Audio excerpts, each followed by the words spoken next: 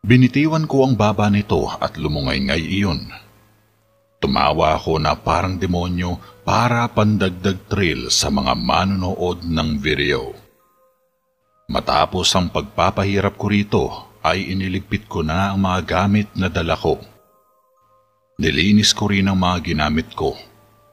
Lumabas ako ng kubo saka sinunog ang lahat ng gamit ko sa pagtorture kasama ang maskarang robot na may voice modulator. Hinintay kong matupok ang lahat ng sinunog ko at siniguradong walang natira na kahit ano. Nagliliwanag ang bahaging iyon ng beach mula sa sunog na nilikha ko. Pinag-isipan ko kung susunugin ko rin ang kubo. Mas minabuti ko nang sunugin iyon sa huli para matupok ang posibleng ebidensya. Ginamit ko ang natirang alkohol para gamiting pangsunog. Mabilis naman kumalat ang apoy dahil gawa sa light material ang kubo. Isinilid ko sa bagang laptop saka sumakay ng van. Posibleng makakuha ng atensyon ng malaking sunog ng kubo, kaya't minabuti kong umalis na. Pinaharurot ko iyon palayo sa tabing dagat. Sigurista ako, kaya dumaan ako sa gas station para bumili ng 1 galon.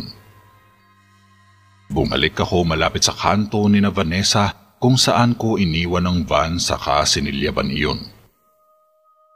Hindi ko na yun kailangan at ayokong mag-iwan ng kahit anong bahas na makapagtuturo sa akin.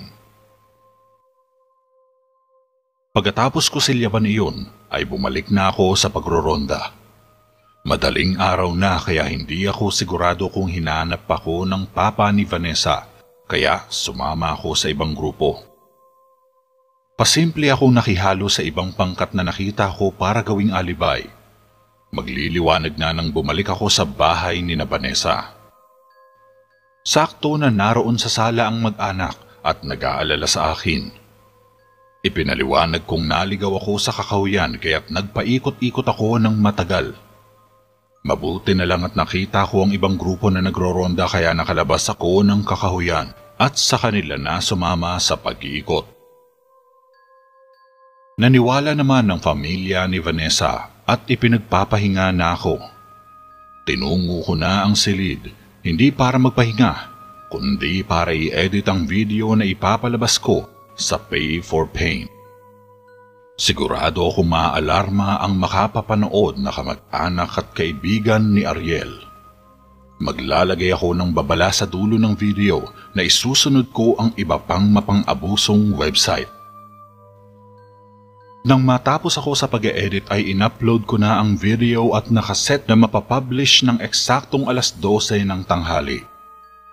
Nang maisaayos ko na ang lahat, ay saka ako naghandang matulog. Natagalan din ako sa pag-e-edit, kaya inabot na ako ng 8:00 bago makapagpahinga. Lulubusin ko ang maghapon para matulog. Ilang araw pa kaming mamamalagi rito sa probinsya.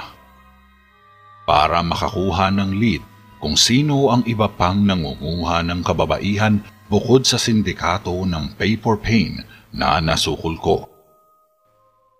Lagpas 3:00 na ng hapon nang magising ako. Napahaba ang tulog ko pero pakiramdam ko ay kulang pa para bumalik ang sigla ko. Hindi pa ako kumakain ng agahan at tanghalian din kaya siguro nangihina pa ako. Bumangon ako para tignan ang nangyari sa in-upload kong video. Umabot na sa mahigit 100,000 ang nanood niyon at marami ang nagbigay ng bonus na tip para makanood ulit ng kaparehong tema sa susunod. May ilang nagulat nang makitang isa sa operator ang naging tampok ng Pay for Pain. May ilan ding nagulat nang makilala nila ang star ng video. Mga kamag-anak at kaibigan ni Ariel na hinahanap siya. Nagmumumura ang ilan at nagbabanta ang iba na papatayin ako oras na matrace ng kapulisan ang location ko. Napangisi ako. Hindi ako makakayang itrace ng mga kapulisan dahil may access din ako sa bata nila. Isa akong IT expert sa pulisya. Isa pa Eksperto ako sa pagbubura ng traces ng IP at devices na gamit ko. Wala silang narinig na audio mula sa mga tanong ko kay Ariel. Ang tanging iniwan ko sa audio ay mga sigaw nito. Inalisan ko rin ng background noise ang video para hindi marinig ang hampas ng dagat sa dalampasigan. Sige lang, magbanta lang kayo. Biglang pumasok sa isip ko ang pangalan ng pinsan ni Ariel, James Castro. Kaano-ano kaya ni Captain Castro? May connection ba sila? Naghanap ako sa social media tungkol kay James Castro, pero maraming lumalabas na resulta. Sinilip ko rin ang official account ni Captain Castro pero naka-hide ang friend list nito. Pero napansin ko ang isang comment sa profile picture nito na Ariel C ang pangalan. Sinilip ko ang profile ng Ariel C at siya nga ang laruang pinatay ko. Nakapublic ang friend list nito at inisa-isa ko yun. May 3 James na naroon pero iba ang apelido. Kinuha ko na rin ang links ng profile nila para silipin mamaya.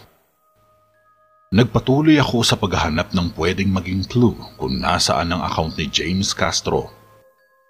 Sa higit 400 friends ni Ariel ay inabot din ako ng halos kalahating oras kakascroll at nag-take notes ng mga posibleng may kinalaman sa torture for fun site at kay James Castro. Halos mangawit na ang daliri ko nang mapansin ko ang isang account na pabaliktad ang pangalan. Si Marge Ortsac ang pangalan at ang profile picture ay kamay ng isang babae na nakatali. Instinct na siguro kaya sinilip ko ang profile ng account. Madali nang itrace ang location nito at kung paano kami magkakaroon ng interaction nang hindi ito magdududa. Pwede ko rin gamitin ang hacking system ko pero nasa apartment ang computer ko na may software for hacking. Kaya sa bahay ko na lang iyon gagawin pag-uwi. Pagkatapos kong mag-search ng mga taong kailangang imbestigahan ay sinilip ko naman isa-isa ang footage ng CCTV camera sa palibot ng lugar ni Vanessa. Dumako ang atensyon ko sa isang kanto kung saan may 2 tao na naglalambingan. Madilim pero may ilaw ng poste na nakatutok sa bandang ulo nila kaya't kitang-kita ko nang napatingala ang babae habang sinisibasib ng kaulayaw na lalaki ang leeg nito. Nagulat ako sa nakita ko. Si Monica. May hinala ako kung sino ang lalaking kaulayaw nito pero gusto kong makasiguro bago magbintang. Inulit ko ang footage bago magtagpo ang dalawa. Tama nga ako. Ang Kuya Alan ni Vanessa iyon. Hindi lang sa pamilya namin uso ang incest. May itinatago rin pala ang kapatid ni Vanessa. Ayoko na lang makialam o manghimasok dahil hindi ko naman sila kaano-ano. Isinara ko ang video at pinagpatuloy ang panonood ng mga footage. Wala na akong mahagilap na ibang clue. Tangka kong manood ng torture for fun nang tumawag si Vanessa mula sa labas ng silid ko. Baka raw gising na ako at may pagkain daw na nakahain sa mesa. Nakaramdam ako ng gutom pagkarinig ko sa salitang pagkain at tumunog ang tiyan ko. Pinalagpas ko na lang muna ang live broadcast ng torture for fun. Pwede naman panoorin ang replay nila. Lumabas na ako ng silid saka sumunod kay Vanessa patungong dining area. Pinaghain niya ako ng kanin at 2 ulam. Sinigang sa miso at chicken caldereta ang ulam nila at si Vanessa raw ang nagluto. Masarap ang luto niya at napadami ang kain ko. Mabubusog ako palagi kung siya ang magluluto ng pagkain ko araw-araw. Gumawa rin si Vanessa ng fresh papaya shake bilang panghimagas. Nabiro ko tuloy siya na pwede na siyang mag-asawa anytime at ang sagot naman niya ay kung ako ang asawa, pwede raw. Tumawa na lang ako dahil wala akong maisagot. Marami pa akong kailangan harapin at asikasuhin bago isipin ang tungkol sa pag-aasawa. Pagkatapos kumain ay nagpaalam ako kay Vanessa na babalik ako sa pagtulog para may lakas sa pagroronda sa gabi. Tumangulang si Vanessa saka iniligpit ang pinagkainan ko. Tumayo na ako saka bumalik sa itaas para ipagpatuloy ang balak kong panonood ng Torture for Fun. Tapos na ang live broadcast nila kaya pinindot ko ang replay video. Ang bumungad sa video ay isang lalaki na nakasuot ng itim na maskarang robot katulad ng ginamit ko sa video. Magandang gabi. Nais kong ipabatid sa lahat na hindi natutuwa ang grupo namin sa video na in-upload sa website ng Paper Paint site.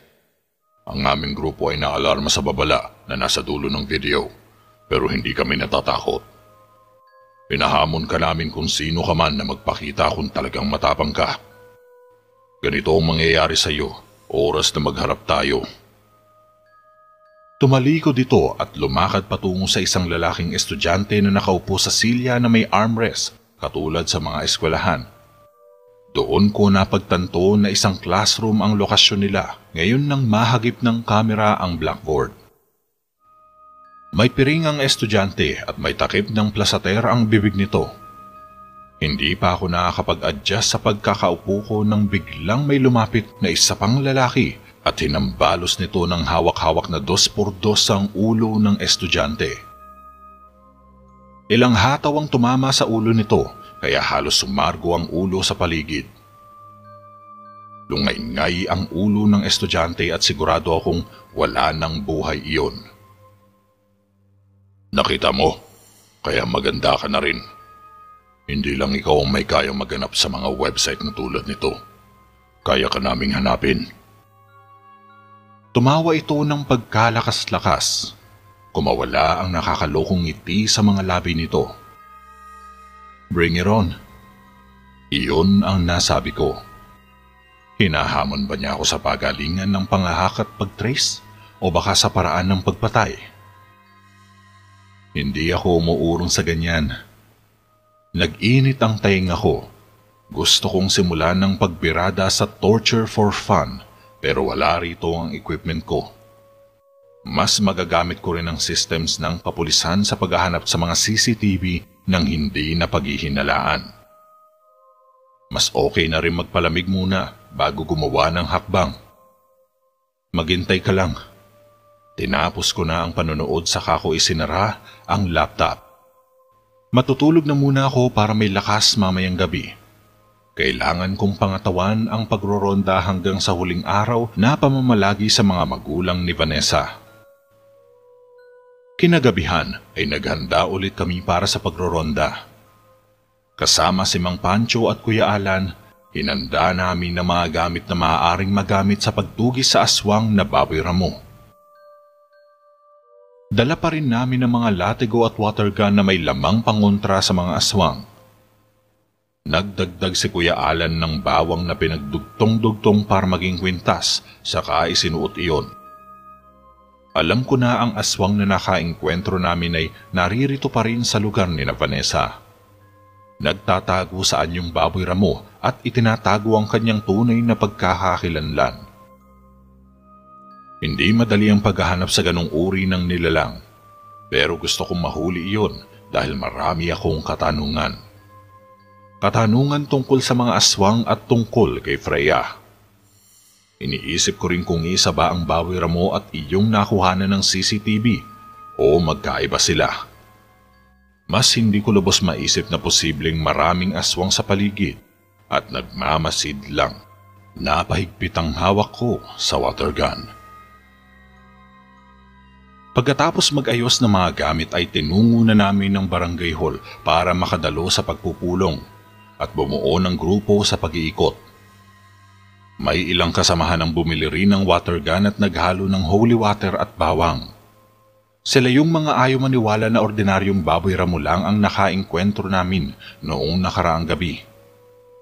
Nagdagdag na rin si Mayor ng kapulisan para tumulong sa pag-iikot. Nasa 10 katao rin kami sa grupo. 2 sa amin ay mga pulis. Kasama ko pa rin sila Mang Pancho at si Kuya Alan. Iwinaksi ko na lang sa isip ko ang nasaksihan ko sa CCTV footage kanina. Wala ako sa posisyon para manghimasok sa pamilya nila. Patuloy kaming nagmasid sa paligid at naghanap ng mga palatandaan na may baboy ramo na nagawi sa bawat sulok ng barangay. Naghanap din kami ng maaaring makapagturo para makita ang mga nawawalang kababaihan. Naging masigasig ang pagroronda namin at patuloy kami nagbantay para sa kahit anong tanda ng kaguluhang pwedeng mangyari. Alerto ang lahat kahit sa katiting na kaluskos na marinig sa paligid. Nagawi muli ang grupo namin sa bahaging kakahuyan kung saan may ilang kabahayang nakatayo. Magkakalayo ang mga bahay kaya tahimik ang paligid at ingay ng kuliglig lang ang maririnig. Dinig din ang pagaspas ng mga dahon habang umiihip ang malamig na simoy ng hangin. "Nasaan na kaya yun?" tanong ni Kuya Alan na puno ng determinasyon. Kinakabahan ako. Tugon ng kasamahan naming nagroronda na si Felix. Malalim ang aking mga tingin habang kami naglalakad patungo sa masukal na bahagi ng kakahuyan. Ang liwanag ng buwan at ilaw mula sa mga flashlight na dala ng dalawang nasa unahan namin ang nagsisilbing liwanag sa dinaraanan namin. Biglang nagtayuan ang mga balahibo sa buong katawan ko. Pakiramdam ko ay may mga matang nakamasid sa amin mula sa kadiliman ng gubat. Ang lamig ng hangin ay nagpatindi pa sa kilabot na nararamdaman ko. Gayunpaman, hindi iyon gaanong naghatid ng takot sa akin. Mas nanaig ang pagnanasa kong makahuli ng aswang ngayong gabi. Hindi ko rin pinakita sa iba ang kilabot na nararamdaman ko para hindi sila magpanik. Tinalasan ko na lang ang pakiramdam ko habang pinaggagala ang mga mata para mahanap kung may nakamasid nga sa amin ngayon. Bumulong si Mang Pancho pagdating namin sa mataas na bahagi ng kakahuyan. "Mukhang may tao sa paligid." Tinuro niya ang direksyon kung saan may kaluskos sa talahib. Agad kaming naalarma at naganda sa posibleng mangyari. "Handa na ba tayo?" tanong ng isa sa mga pulis sa aming lahat. Tumango ang lahat pero alanganin ng ilan at ramdam ko ang kanilang takot.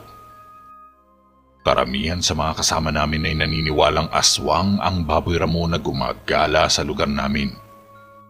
Naglakad kami ng marahan palapit sa kumpol ng halaman at damo kung saan nagmumula ang kaluskos. Tila naririnig ko pa ang kanyang marahang paghinga at pag-ungol habang nakakubli sa likod ng makapal na damot halaman. "Mang Kiko, Mang Andres, tiyakin ninyong nakahanda ang inyong mga sandata." Utos ni Mang Pancho sa dalawa naming kasamahang may dalang flashlight. Sila ang nasa unahan kaya't kailangan nilang maghanda kung sakali mang sumugod ang baboy ramo. Biglang lumabas mula sa likod ng makapal na halaman ang baboy ramo. Hindi pa rin ako makapaniwala sa laki at bilog ng katawan ng baboy. Parang busog na busog ito at kakatapos lang ng hapunan. Inihanda namin ang mga sandatang panlaban namin dito. Naramdaman kong tumitibok ng mabilis ang puso ko. Nakatuon ang mga mata ko sa baboy na naghihintay sa anumang pagsugod nito. Tila ba ang bawat huni ng kuliglig at ugong ng hangin ay nagiging matinding pagtutok sa pandinig ko habang nag-aabang ng susunod na mangyayari.